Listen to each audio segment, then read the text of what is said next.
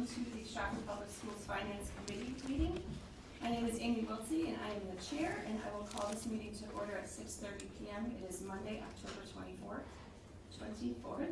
We have a quorum, and so we may get started. First on our agenda is acceptance of minutes from our September 19th, 2022 meeting. Do I have a motion? So moved. Second. Thank you very much. And I'm sorry, not going to do a roll call. All in favor, please say aye. Aye. Thank you very much. It's unanimous. And our next item is C, discussion, information, and possible action. Ms. Mangini, will we start please with the budget transfers? Yes, I believe in your packets you received in total 5 budget transfer requests. They are primarily housekeeping items. They have been presented to you each and every year at the start of the school year. However, I'm certain that the dollar amounts probably caught your attention this time, so I'll walk you through. Budget transfer number 1 is between salary accounts, and it's the 111 object code, which are certified salaries. All we are really doing there is moving money between schools and between classes as well, if it's 5th grade, 4th grade, because there were some adjustments to our classes in each of the schools. But the largest component of this is the movement from Johnson to Second Hill Lane for our dual language teachers, as well as the teachers moving from Soto to Johnson. So that is the primary reason that you will see such a large amount to transfer. The importance of these transfers is to be certain that our adjusted budget column, which you will see once we get into budget season, is correct, because that becomes the foundation of our budget development process. And it's also a proper accounting procedure, and it's what the auditors require. So that's why the transfers are in front of you. The second one is with regard to special education teachers. As noted, and I'm sure Ms. Burgess will talk more about this during her report, but you're also welcome to ask any questions, of course. We had a number of students return to district from outplacement. It did create an additional need for special ed teachers. So you'll see 2 similar budget transfers. This one was from September. We also had to adjust our operating budget for a couple of SPED teachers that we could no longer accommodate in the IDEA grant. And that grant isn't really written until the summer. So there was no way prior to that we really could have recognized, that we were not getting the increase that we were led to believe we would be getting for that grant.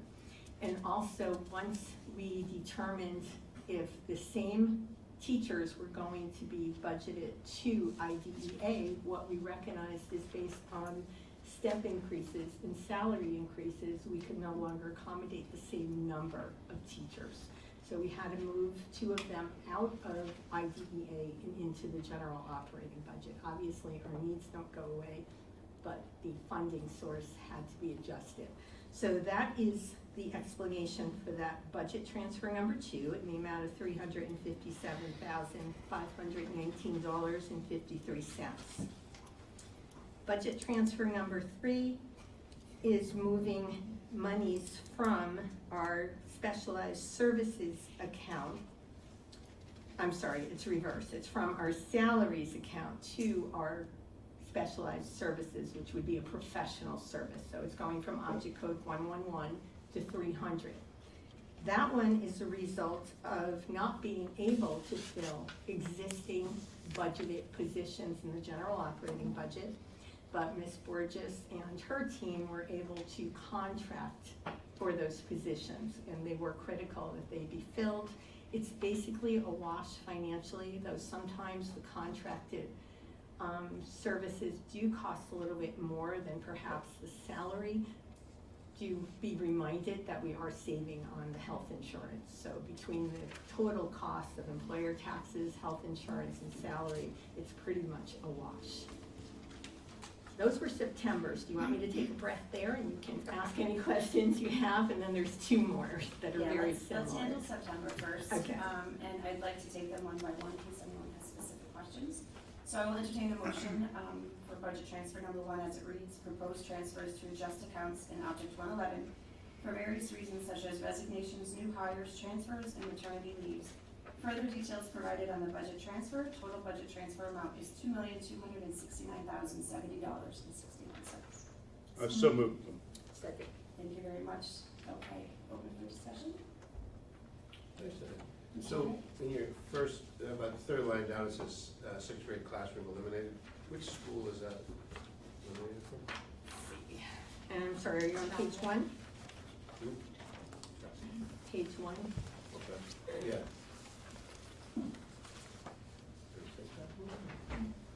Yeah, in the code, Oh, okay. Mike, it's third from the right. Okay. It does identify Thank the you. school. Is that it, Mr. Henry? Yeah. Okay, Mr. David? Yeah, I do have just a couple questions. When we start going through the budget next year, that's what I'm more worried about, and we see a large percentage of increases, are you going to be able to have explanations in there showing these transfers so we know what the prior year is, so we know what we're looking at, if that makes sense? It does make sense, and that's one of the reasons why these transfers are so important, so that we do have staffing in the right areas, in the right accounts, so that when you are looking at your projected budget for fiscal year '24, you are able to actually compare the numbers. At this point, that will be our foundation for building our budget for next year. And that's all, does this have anything to do with the EFS and ED001 and all that? Am I saying it correctly? You're saying it correctly, it's the Alright. EFS, the old ED001. Okay. Ultimately, yes, because it requires us to also report expenditures by school. Okay. perfect. So it is, for all those reasons, it's really important that we do proper housekeeping in our accounting. My last question, so this will keep us completely in line with the state auditing? Correct. Thank you. Mr. Dutt? Yeah, Ms. Mangini, on the bottom of page one again, where we were looking there, there's a line for a district salary transfer. The last line, that notes additional savings recognized by eliminated positions. What, I'm not quite following what that is. Okay, I'm gonna reread it because Okay. Susan Nicholson did these, we reviewed them together, reduced budget for two positions. This would be district elementary, additional savings were recognized by, I'm just not sure what the additional savings recognized is. I believe that was simply a result of transfers and replacements. So they had higher salaries and our budgeted were from another account. So as we were moving money, two things happened. More than likely, one is that we hired people or moved people that were at lower salaries. So we resulted in savings, and that's the primary reason for most of this, that when you're moving money from and to. Okay, thank you. Are there any other questions with regard to budget transfer number one? Mrs. Lance? Pam, halfway down it says, $12,000 maternity savings. Now, that's the money we save from somebody taking maternity leave. Will it show up in the substitute salary, additional money to cover that, or not? Good question. Potentially it will. Okay. So for now, this is moving monies where they're needed and where it's appropriate. And then if necessary, we will certainly look at the salary account, the substitute account. Thank you. Mrs. Dutt? Yep, one more quick question. Mhm. On the second page of that Mhm. transfer, there's 3 items in the middle of the page that are listed at teacher level reclass. Is that the same thing we were discussing before, that there's a higher? A little bit different. It does Okay. definitely mean a little bit higher of a salary, but they are employees who perhaps went from a bachelor's to a master's or a master's to a 6th year. Great, thank you. Okay, is that it for questions on budget transfer number one? We will take a roll call vote. Mr. David? Yes. Mr. Proto? Yes. Ms. Lance? Yes. Mr. Hunter? Yes. Mrs. Liddell? Yes. Mr. Kennedy? Yes. Mrs. Corcoran? Yes. Mrs. Carroll Fabian? Yes. Ms. Cubey? And Chair votes yes. Thank you very much. Budget transfer number 2 as read. Proposed transfer is to cover costs for additional special education teachers. Several students have returned to district from outplacement, therefore creating a need for additional special education teachers. Additionally, transfer of teachers between general fund and IDEA grant created additional salary expense. Transfer savings from non-public tuition to offset this cost. Further details provided on the budget transfer, and the total budget transfer amount is $357,519.53. I will entertain a motion for discussion. Mr. Proto, seconded by Ms. Lance. Are there any questions with regard to budget transfer number 2? Mrs. Liddell? Yes, Ms. Mangini, you mentioned before that the IDEA grant was less than what we anticipated receiving. What was the difference in that? Really, we were simply told that, we did get an increase overall, but we were simply led to believe that based on our increase in outplaced students, that we would be anticipating a pretty healthy increase, and that simply did not happen for a variety of reasons. Obviously, the state takes federal monies, it's passed through, they determine what each school's allocation would be, and ours simply wasn't as high as we were being led to believe, so we simply weren't able to offset those additional costs. Okay, so these funds that were transferred and not used from the IDEA, but were transferred from the tuition accounts to the special education teachers, what are the additional IDEA funds being used for then? No, I'm certain I wasn't clear, so I apologize. Can I try, Pam? Sure. Okay.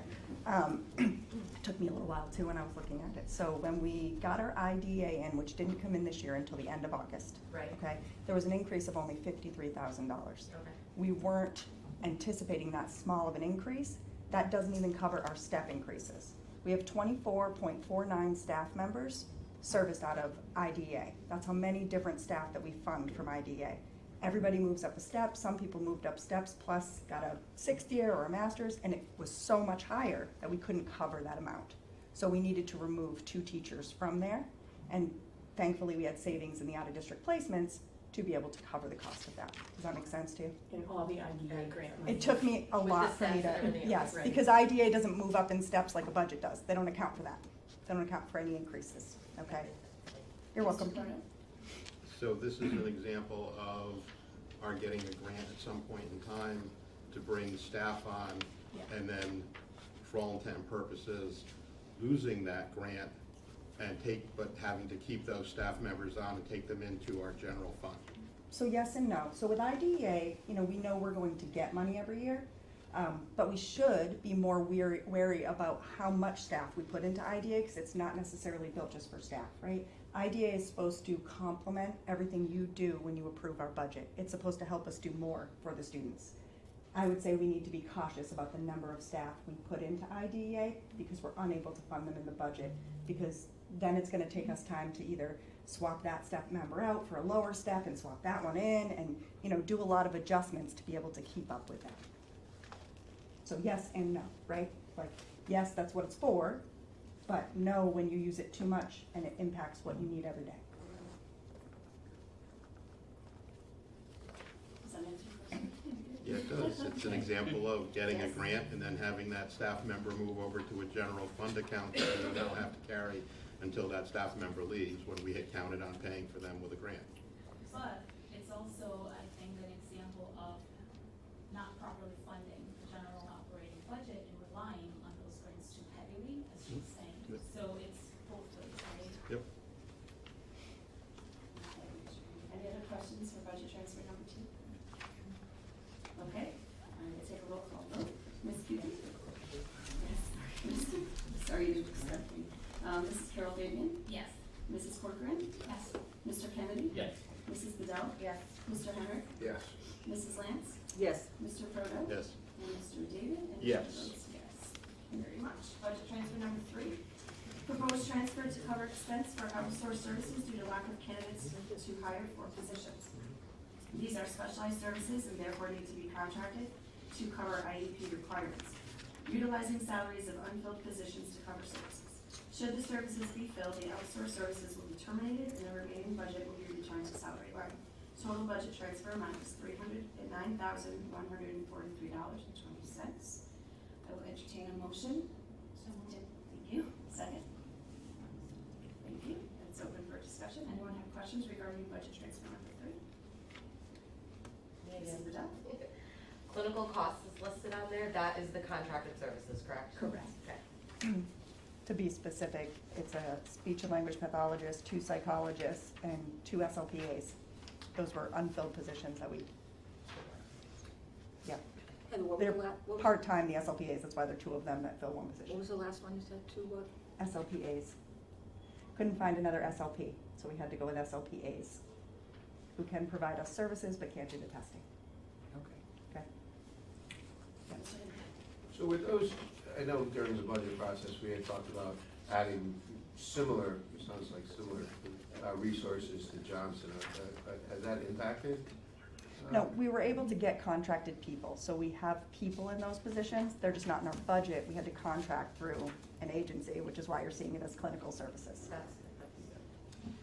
Mr. David? And how are we doing the testing now that we only have SLPAs and not SLPs? How is that going to impact the district? So we're partnering with Learn, Okay. and Learn is coming in with an SLP and then students and doing testing for us, and our other current SLPs are covering the testing and the current SLP in that room.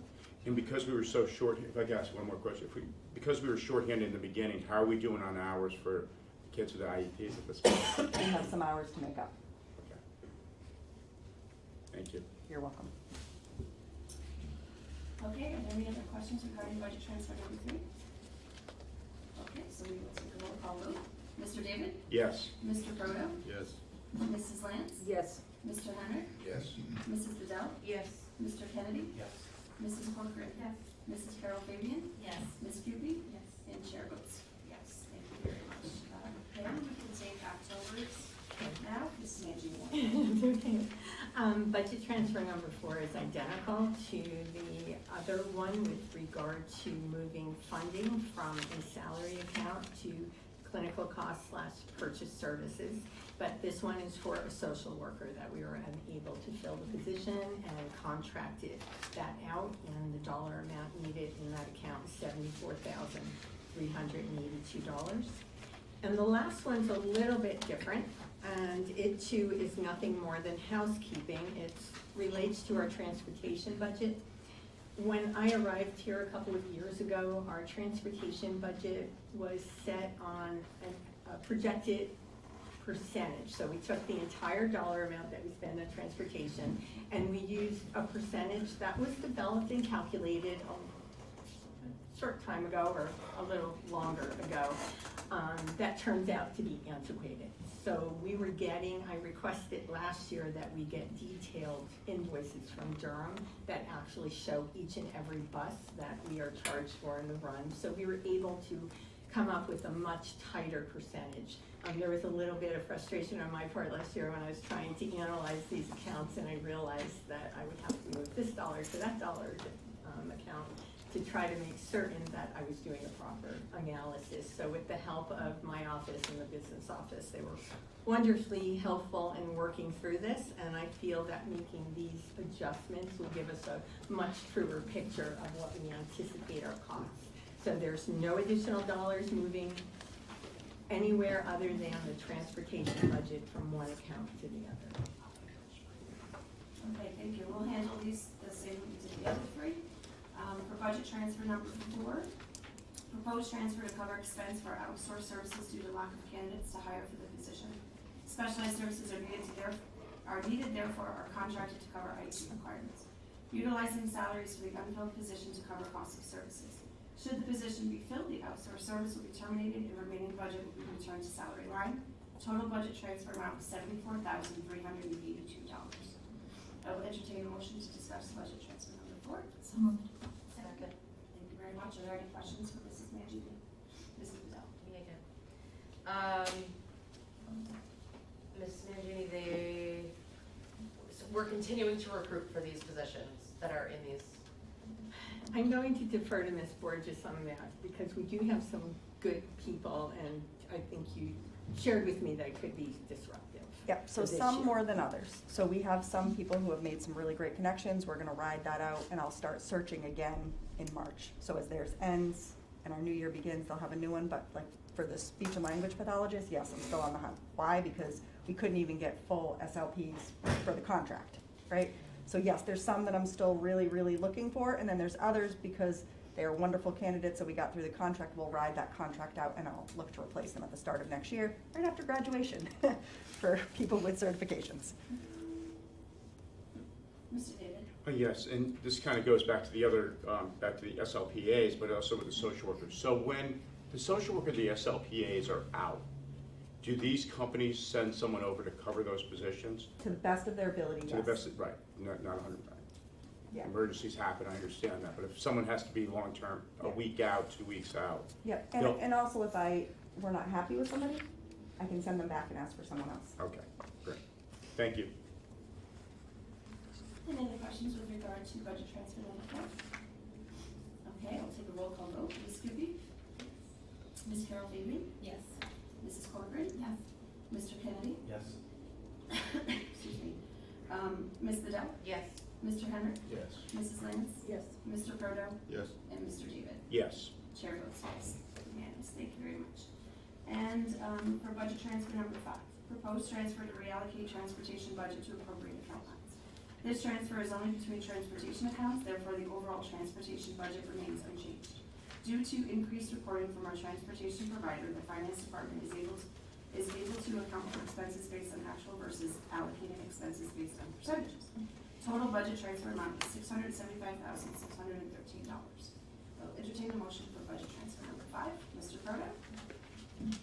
Second, Mrs. Lance, thank you very much. Any questions, Mr. Proto? Pam, the account, are these being, is this amount being transferred from one account to another account, or from multiple accounts to multiple accounts, or multiple accounts to one account? We're actually just simply reallocating the dollars. So for example, the amount in student transportation will be adjusted to reflect the number for vocational technical. So we'll just take the difference from each of those accounts to satisfy the needs of each of the, So we need more money in the vocational transportation line? I believe so. I'm going to tell you that for certain in just a moment. We didn't have like a 5, budget transfer number 5 page. Okay, so the 510, for example, the special education 107.4 to 107.5 will be adjusted by that those are the dollar amounts that we're adjusting them by. Okay. That's the money we're actually moving.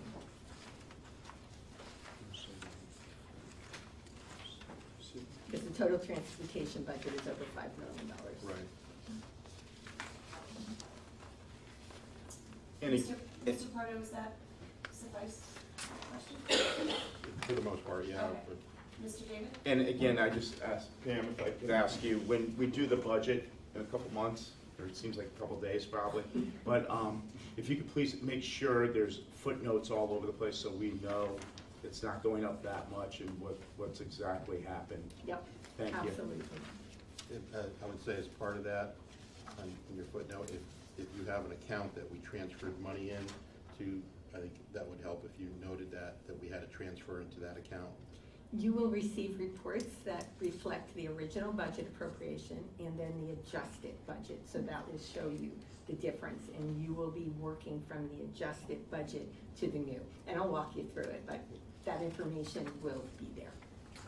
I guess my concern is, and that is when we see the history over 2-3 years, we just know where everything Yeah. is coming from, that's all. Yeah, I follow you. You've been through this 1 or 2 times.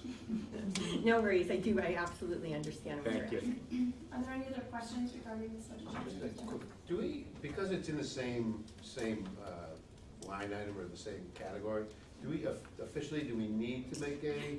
I love that Transfer. question, thank you. I actually had this conversation with Dr. Sunday. In my other districts, I've always had a policy that has allowed us to move monies within object code categories, and I would like to bring that to the board for the future, because I do think this is a lot of housekeeping, and that's really all it is, so yes. But the But right information, now, we do. the information is appreciated, but, you know, I don't know if it's, I know, you know, I think. And normally, we would report it, but we wouldn't have to make you take motions and go through all of this, we would just give you a list. So we can talk I about would agree with Mike on that. We're still spending the same amount of money in transportation. it. Right. We're not taking money out of it, putting it in special ed or vice versa. So I think it would make sense to allow Pam and her staff to be able to move money within codes and just notify us that that move was made. If it has to go outside the object code to a different object code, then I think we need to have that conversation. So, Any other questions? Okay, let's take a vote. Did you have one? no, what's that? Did you have another question? No. Okay. Mr. David? Yes. Mr. Proto? Yes. Mrs. Yes. Lance? Mr. Henry? Yes. Mrs. Bedell? Yes. Mr. Kennedy? Yes. Mrs. Corcoran? Mrs. Carol Fabian? Yes. Ms. Kewpie? Yes. And Chair votes yes. Thank you very much for those budget transfers. Ms. Wilson? Amy? Okay. Ms. Wilson? While we're on transfers, I guess the question is it appropriate for this committee to direct Pam's office to make those inter-object code transfers within her own purview and notify us, or is that something for the board as a whole to do? I think it's a revision. I'm sorry? I think it's a revision by board. I think this committee can, sorry, I think this can make a favorable recommendation to do that, and then the board should vote on it. I agree. Thank you for that. I think that's more appropriate.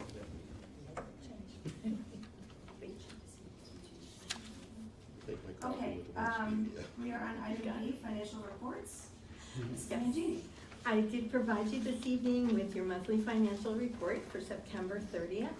And obviously, it's early in the fiscal year. As I've said, there isn't a whole lot to report, but we do appear to be trending on budget in those accounts that we are able to review. Obviously, we can't do that yet with our utility accounts and our dental, for example.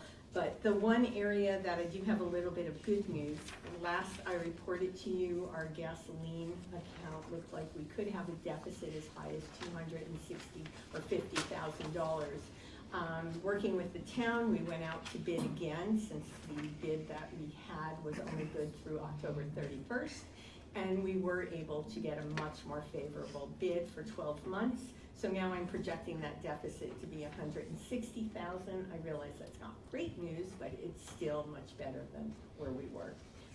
So we're in pretty good shape with that, and we will continue to monitor these accounts. And obviously now, as we get into November and December, we'll be able to provide you with more information each month. And also I'll go back to providing you with my financial summary of projected deficits and any year-end balances as well. It's just been a bit premature to give you that information at this point. Okay, thank you. Mr. Burke, Pam, in Yeah. addition to the gasoline line, obviously we know I now think most all of, if not all of our schools are on natural gas, which has seen a significant spike in pricing. Do we have a contract for a price through the end of the school year, or are we subject to an adjustment on pricing for natural gas? Currently, to the best of my knowledge and working with DBS, we are locked into the end of this year, I believe. I've got to double check the School year or date. calendar year? The calendar, the school, no, I'm sorry, the fiscal year, The because we fiscal do year. everything by fiscal year. Okay. But I know that we were approached to consider a year and a half ago a variable, and I really was uncomfortable with that, because Yep. municipal budgets can't handle that kind of risk. Yep. So we may be coming up to bid on that again, and I will double check. For But next school. currently, we are locked in. Good, okay, good, thank you. And on that same note, with electricity as well, with the same, Correct. same. On the generation charge, the Yep. transmission charge, of course, can fluctuate. Do we, just a curiosity, do we pay the mandated surcharges on the bills, or is that only? Some of them and some of the federal taxes, not all, obviously not all of them, but there are quite a few. I can happily provide a copy No, of just, what I think we that pay. would be an interesting topic for our legislative delegation to remove the mandated surcharges that have nothing to do with generation or transportation of electricity, which totals about 20% of most of our bills. So if we can take those off the school boards across the state, that would be, I think, a substantial saving. Are there any other questions from Mrs. Nugent? Mr. Henry? So, in your reporting, just so I understand it, I know we just did a transfer, say for instance, in salaries. So your encumbered line item of 59 million, is that a projected encumbrance based on our current staffing? Could you help me understand what you're looking at? So 59 million? Yeah, the first line item, 100 salaries Oh, at top okay, page. yes. And it's true of all the reporting, but just so I understand it Yeah. better, you have encumbered, is that based on current staffing levels? Current staffing and obviously all the vacancies that exist are not encumbered yet. And also we don't encumber all salaries. So for example, I believe the tutors aren't encumbered. A lot of the hourly people are not encumbered immediately. So we're still looking at those numbers, but that is most of them currently. And not just salaries, but as I go through all the line items, you have, a number which details an encumbrance. And if you look at the next two columns on the first page that all reflect object code 100, you'll see where the 59 million comes in, and you'll see all the dollars that are not encumbered. For example, $1 million of that unencumbered amount in there is just substituted. So obviously we won't encumber that because those are paid out as we secure them. Some of the salary for our custodians, again, it's pending some positions that haven't been filled. And then we have instructional CIAs that we also have some open positions. So for a variety of reasons, there's funding there that has not yet been encumbered, and also the coaches' salaries. We don't encumber those until those people are identified, and that happens throughout the year. Okay, are there any other questions for Mrs. Mangini? We shall move to Dr. Clemmy, grants update. Good evening. I'm going to apologize in advance if my voice gets all scratchy as I go. Fall's my favorite time of year except for the allergies. So let me start with the big news, which is that if you look at the top of the second page of your grant report, you'll see a brand new federal grant from the Department of Justice, specifically from the School Violence Prevention Program, and that's for $1 million total over 3 years. And that will be funding an intervention program for students who are at risk of getting involved in the juvenile justice system. We'll try to identify those students through our school administrators, through Stratford Community Services, and get an intervention model put together, customized for each student, before they actually go to the Juvenile Review Board and get involved in the system. Also, the new one added before September 30th was both of our 21st century after-school programs were renewed for the middle schools and for the high schools. Since September 30th, when this report is dated, we've had an influx of other things that have been approved. The big one, of course, is the Alliance was approved as written, the Alliance grant. We've also had approval for our state bilingual grant, the Parents Trust Fund, which is private money that goes through the state that funds the Parents C program that teaches parents to interact more effectively with the school district. And both our IDEA and our IDEA preschool grants were approved in early October. Grants that aren't on here yet but were submitted by September 30th, Title I, Title II, Title III, and of course the bilingual grant went in and has been approved already.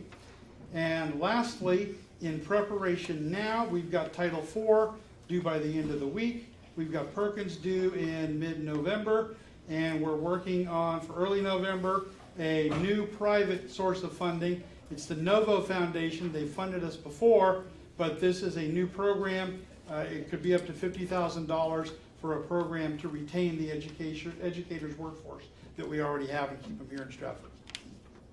Great, thank you very much. Are there any questions for Dr. Clemmy? Mr. Emmett? So with the staff grant, how how does that mechanism work? I mean, it's a great concept, but how does it get implemented? We've got $1 million, what do we do with it? So it's about $333,000 a year, it's not exactly even.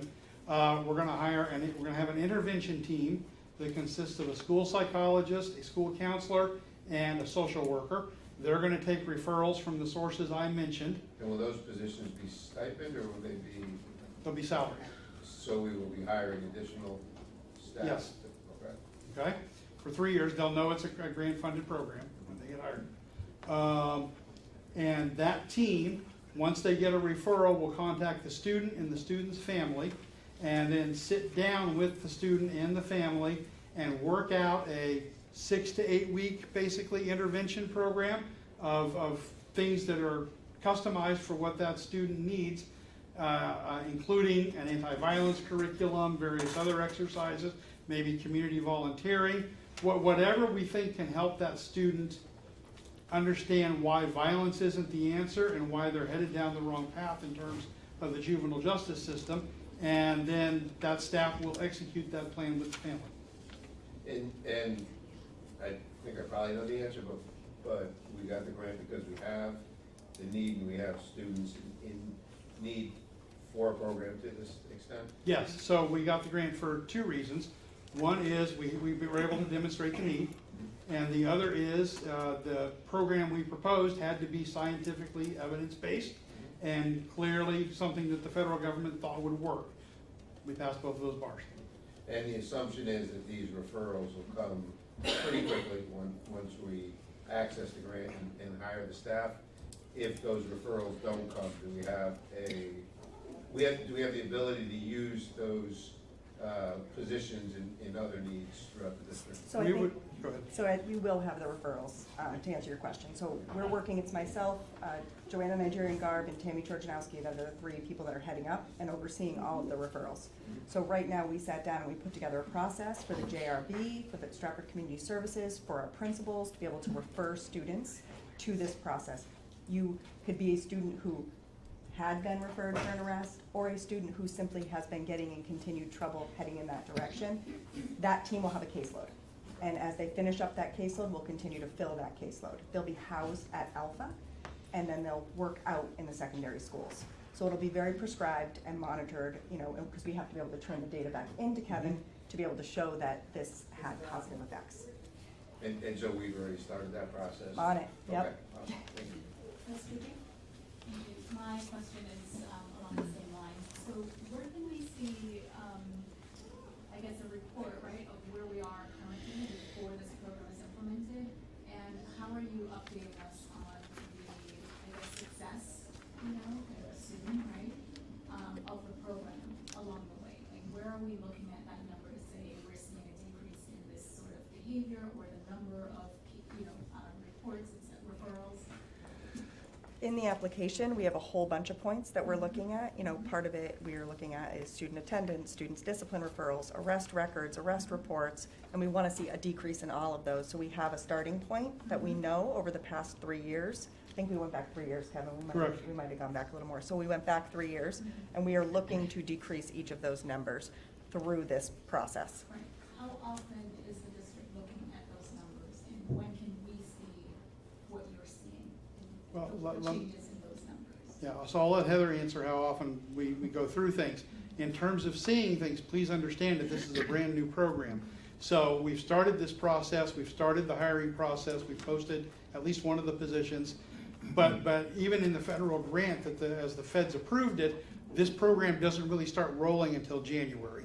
So if it's a 6 to 8 week intervention, we're probably not going to start to see real results until towards the end of this school year.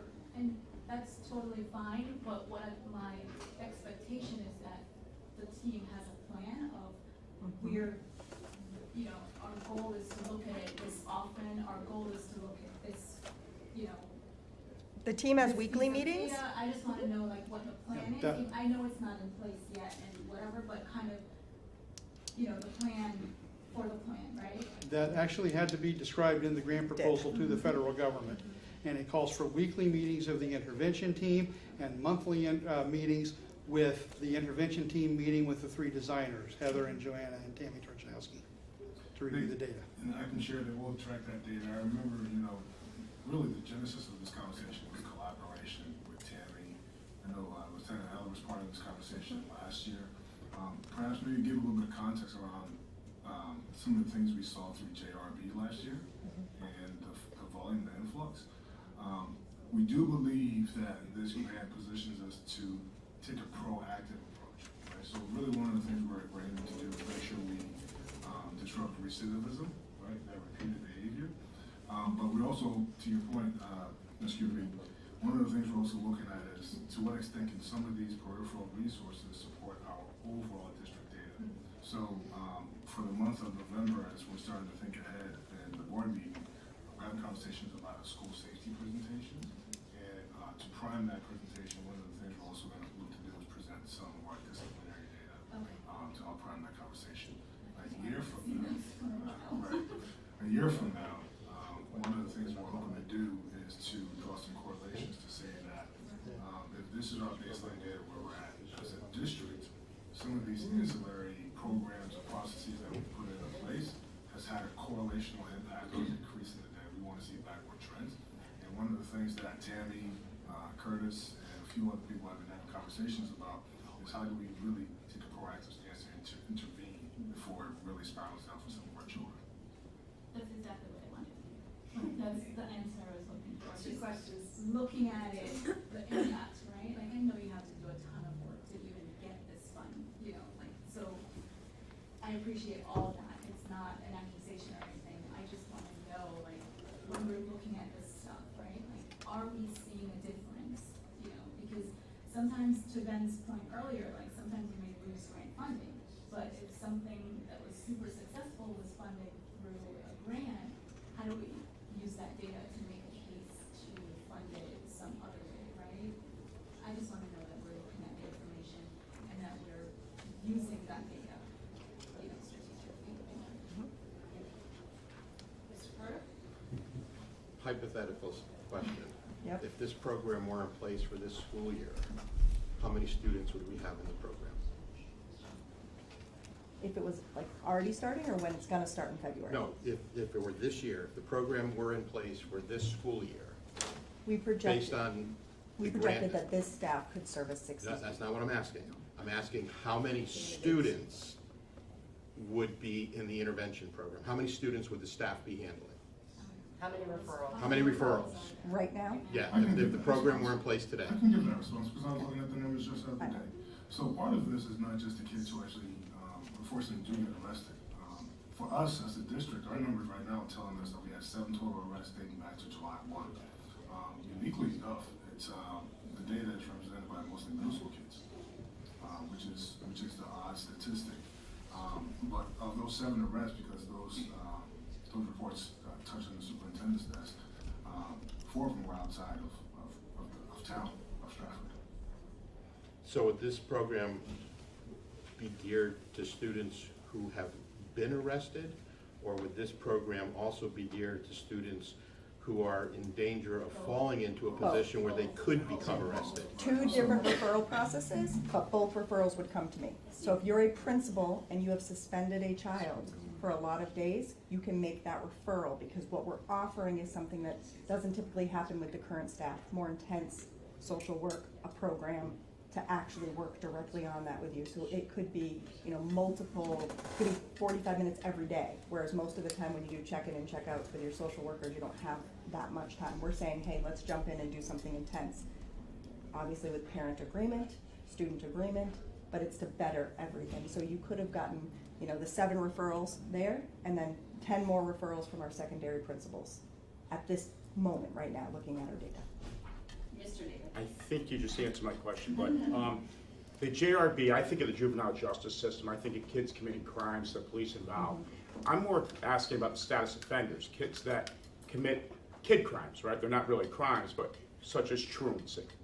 That's what I see some of this grant going toward, right? Because the studies are out there. If kids are in the seats in a classroom, they're not doing bad stuff, right? And they're less at risk. Is this grant going to address some of that? So yes, but in phases. We have to get our team onboarded, they need to be trained, right? And we're gonna start first with our students that are heading to the JRB, right? Once we get those students settled, we can start to expand to our students that are truant, our students that are suspended, our students that are, potentially going to set themselves up for a not good experience. So it's not just juvenile delinquent, it's also status offenders as well. Yes. Perfect. You have to look at it as a tier system.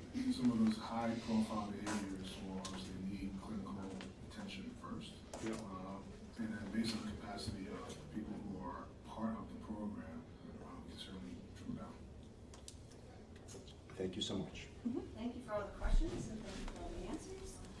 Congratulations on the grant. We will move now to Ms. Borges. Okay. You have spoken in next one. I know, right? Chatterbox tonight.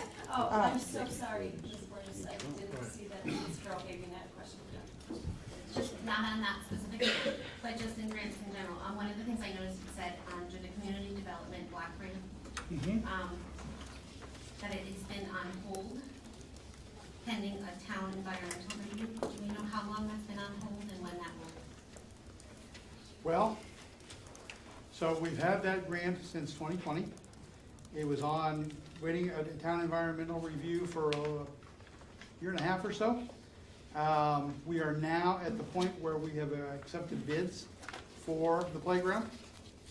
And we have signed a contract, the town has signed a contract, we are waiting for the vendor to sign the contract and return it to us. And one other, I know we had mentioned it at one point, the clean air HVAC grant that the state put out. Is that something that we?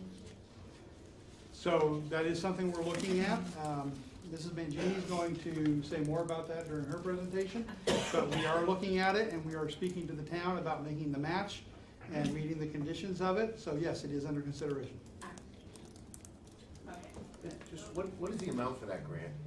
Which one? The HVAC grant? There is no set amount. They've got a set amount to spread around the state.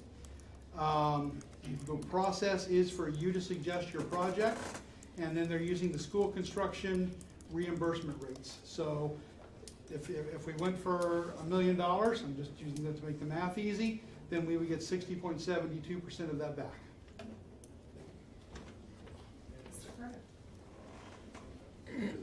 That night, looking at the ESSER grant plans, the ESSER 1 funding expired at the end of September. Correct.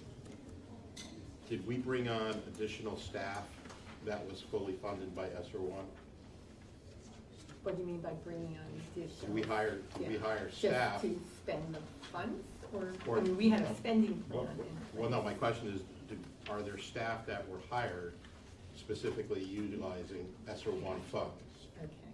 When we had planned to spend any of ESSER funding for salaries, we were very intentional that we would only do it if we could absorb it for 3 years. So those people that are being expensed to the ESSER grant now move to ESSER 2 and then to ARP ESSER. So at the end of fiscal year 24, then we would no longer have funding for those individuals. That was my question, is were we moving them, or were they moving to the general fund and then ESSER 2 with hirees and whatnot? That's what thank you. What happens in 24? We own them. That is a wonderful question. That will be a lovely budget to put together. That's what we're gonna hold off for early retirement for the teachers, so we can keep all those people. Then we end where we started. That was a good ending. I'm gonna try to keep it short and sweet. Don't get excited and think that CT SEDS ran these reports. They didn't, okay? We had to do them by hand. But you do have your move in and move out. So we had 86 students for the 2022 year move into Stratford. You have the school they went to and the state they came from, okay? And then we had 84 students move out, and you have the school they left and the state or school town they went to, okay? So there's your move in and your move out. Looks like about a wash, right? And then you have, just to keep you appraised at how our number might change, right? We have 1,217 students with exceptionalities, but right now, to date, we have 38 new referrals from birth to 3, Okay, those will keep going up. So this is the last referral you'll see, I think, came in on October 11th. So we're gonna have more and more. And then we have pending 53 of our own, okay? So I'll try to keep you up to date on how that number fluctuates and goes in and out, but essentially, you did end up getting the data that you wanted just a couple months later than I would normally have given it to you. Right now, as you can see with the encumbered expenses, and I appreciate the shifting so that we can cover staff and move money out of out-of-district placements, but we're trending, you know, I hate to say that with special education, but right now, we're looking good, you guys. We're trending on budget. You know, we're continuing to service the students who are here. We've maintained the students that are outplaced. Nothing has gone up. Okay, thank you. Other questions for Ms. Borges? Mr. Crowe? The pending, are those students who have had requests made for plans that we're determining whether or not, one, they are eligible, or and/or two, what the plan will be? Yes, so you're seeing the referral on the pending. I believe I gave you the projected IEP date. Okay, so that they were referred, and then they'll have that meeting, and that meeting will decide whether or not they qualify. And the projected IEP date is the date the plan would go into effect if they're approved. Absolutely. Ms. Borges, I have a question, just what EHS stands for in your students' outlook letter? Which one? Students in, students out.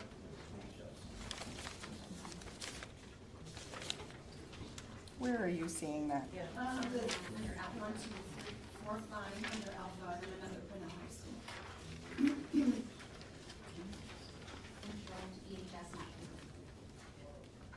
I was just curious, we use acronyms all the time, I just never saw that one. That I can't tell you. I mean, I can tell you it's not in our district. They transferred out of our district.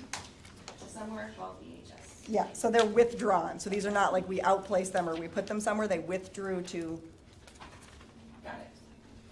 maybe East Could Hartford? be Easton or Oh, Eastford. yeah. or- Any high school. Could be East Haven. East Could be Haven. East That's Haven. just, it just goes in that But we way. know it's not Stratford. Any other questions for Ms. Borges? Okay, thank you. Ms. Mangini, food services report, please. Yes, you do have the food service report before you for August, and our ending fund balance at that point in time was $1,482,074. There is a notation there that the July and August state reimbursement amounts at the time of this report was not available, but there are pending reimbursements that I confirmed in the amount of about $90,000. So we're still trending in a very healthy direction. Great, thank you. Are there any questions regarding food services for Ms. Mangini? Mrs. Bedell? Ms. Mangini, how are we trending for the December cutoff for those? For the SMART funds, it's really not an easy calculation, and I've been working closely with our partners in Sodexo, and we still are confident that we will make it through December, but we did get some recent updated news that we really don't feel was clear initially, and the state is telling us even if we have enough funding and SMART funds to do a week or two, let's say in the month of January, we cannot do that unless the district is willing to commit to pay for the balance of that month. So stay tuned. I don't really know where we're going to be. If it's a week that we couldn't cover in January, I would have to do the calculation. Perhaps we would come to you, but we're a large district, and I'm probably guessing it's gonna be a significant amount of money. So, but at least, I'm pretty confident that we can make it through December, but we are checking it like almost on a bi-weekly basis at this point. Thank you. Okay, one question, Mrs. Lance? Real quick, how are the online applications coming in? They're actually doing pretty well, but we are planning to send another email blast out this week to remind families, and we also were looking at the website last week, felt that it wasn't as prominent a location as it should be, so we worked with IT and we're Good. working on that as well. Thank you. How about a quick enrollment registration status? Very quick. Okay. It is currently reflecting a reduction in enrollment by 73 students in total. Our in-district enrollment is down by 62. Ms. Skippy, Mr. Skippy. SLC, is that a new acronym? I thought we used to have minority on there. It's students of color. Okay, got it. So in Chapel, we have now 2 6th grade. Does that include the consolidated classes? I know you said we eliminated the teacher in Chapel. Correct. So we went from 3 classrooms in Chapel down to 2? Correct. And I don't know if you'd be the one who can answer this, but looking at Franklin Chapel and Lordship, do we, and Mr. Ruggieri, you might even know this, but do we have the physical capacity? I'm not saying we should do it, but just a question. Do we have the physical capacity to consolidate those 3 schools into 2? Offhand, I couldn't tell you that without looking at it. Yeah, I really, as far as space, I wouldn't be the person to ask. We'd probably have to take a look. As far as absorbing the number of students, possibly, with additional classrooms and teachers, of course. But that's what you're asking, is whether or not we have the space to do that. And we would have to review that, because I honestly. I mean, look at the Lordship, we have a number of vacant classes in those ages. So I don't know if that, and maybe, planning at our next meeting, you can, Sure. if you're able to do that, take a look at that and see if there is the physical capacity within the schools to consolidate, and those being the 3 Yeah. smallest, but, or maybe even dispersing one of them into, Yeah, it's fairly small. yeah. We'll look at it. All right, thank you. Ms. Carroll, maybe? Kind of along the same lines as Mr. Henry was going, but I thought was rather than consolidating of schools, perhaps looking at the lines for when the academy was demagnetized, those lines would never be drawn. And we have overcrowding in like a Nichols school where Franklin sits pretty empty and there's not equity across the class sizes. So perhaps maybe moving that line, since they border each other, to adjust it so that we are more balanced throughout. Maybe that's something planning can look at. Mr. David? I just want to ask a question. Are we counting students 1-to-1 at this point on this thing? Okay. Thank you. Okay, there it is.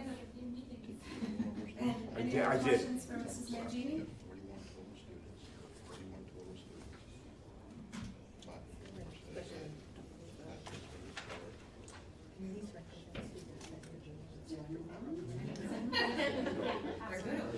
We're good. They're Mr. good. Proto, are you good?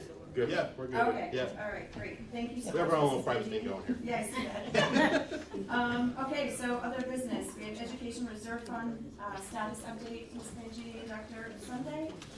Thank you for this information, thank you for the wealth of the packet. I know that I, amongst others, asked for an update as to the communication with the town regarding this fund and for the dollar amount and the progress thereof, so, floor is yours. Actually, I did provide you with all the communications that we've had back and forth with the town. I'll just remind you that the town council did approve and actually established the Education Reserve Fund on March 8th of 2021. We've made numerous requests and we've identified buckets that we felt perhaps could be considered to be appropriated to that fund. I will say that, we are aware that the town takes whatever funding, whether it's through the excess cost grant dollar amounts or our year-end balances, and then it becomes part of their total, and oftentimes they're offsetting our savings with other department deficits. And I just don't think they've been in a position thus far to provide us with those funds. That's at least what I've been led to believe. Nevertheless, just keep in mind that we really can't request our year-end balance amount to be transferred to that fund until the third quarter of the fiscal year after the audit is done. We have attempted to do that over the last couple of years. Again, we have not received an appropriation, but if the board wanted to formally do that this year, we really couldn't do anything until after March. Are there any questions with regard to the Education Reserve Fund? Question, remind me, the fund was established what year? 2021, March 8th. Of 2021.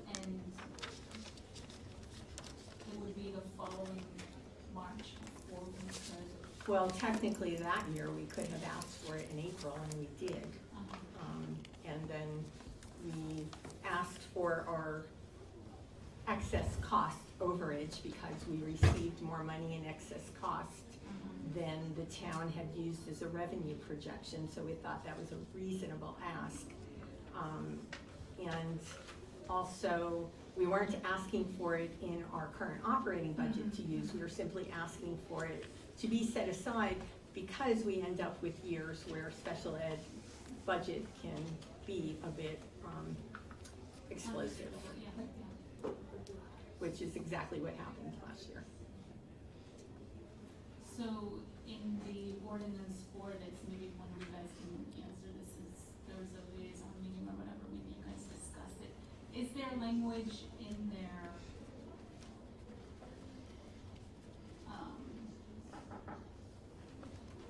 like the town gets, the money stays with the town, right? So is there language in there that, we have to, they settle their balance before we get money? Like what, is that in the ordinance, or is that part of the process? Like if the town has a hole in their operating budget, if we have a surplus, does that settle that first, or how? They No, fill that's what exactly margins, and correct me if I'm wrong, anybody that's there, they fill their hole with our surplus. And then if there's anything left of that, we can request that money go in. And are they providing us a balance of what is left after we use, any of Not that? officially, but it's part of their town audit. Process?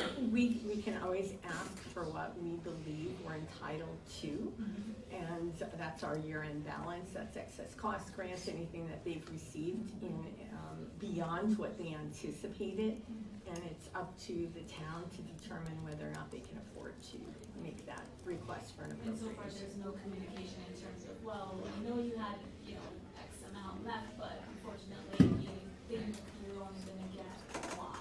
There's nothing, there's no. Not really, no. Anytime we've made a request, quite frankly, we've never really had a response, but I did have an informal discussion with the town finance director, and it was pretty clear that they've had lost revenue, and they've had other departments that have had deficits over the last year or two, so they simply haven't been in a position to allocate these funds. Okay, thank you. Sorry to end on that note, but I will take a motion to adjourn. So moved. Second.